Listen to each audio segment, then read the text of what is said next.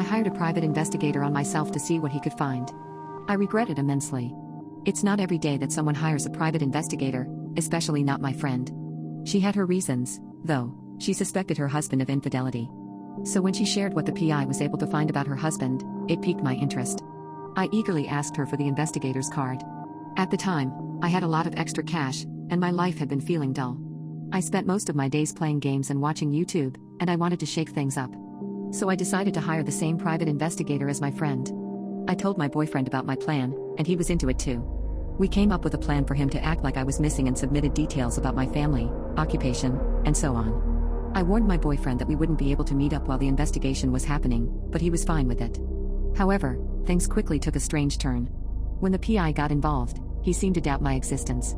My boyfriend had to convince him that I was real, and then the investigator kept accusing my boyfriend of wasting his time. Finally, on the 5th day of the investigation, my boyfriend called me in a panic. He claimed that the only person who had ever lived in the state with my name, which is very unique, had died a year before I was born. Even more eerily, this girl had lived in my childhood home. I thought my boyfriend was playing a prank, but his tone was bone-chilling. "I'm not playing a prank," he said. "The PI even took me to the gravesite. It had your exact name, down to your middle name." I was shocked and didn't know what to do. I called my mother to ask her what was going on. Her demeanor changed to one of seriousness, and she told me to stay where I was. Meanwhile, I contacted the private investigator and begged him for answers. He only asked me more irrelevant questions, like where I was born and my parents' names. When I mentioned that my mother was on her way to my apartment, the PI asked for her full name. When I provided it, he told me to leave my apartment immediately and come to his office before my mother arrived. As I rushed to grab my keys, my mother pulled into my driveway with a man I didn't recognize. He was wearing a winter jacket despite it being spring, and I felt like something was off. Before I could leave, the man pulled out a gun. I recognized it as my boyfriend's and ran to my neighbor's yard.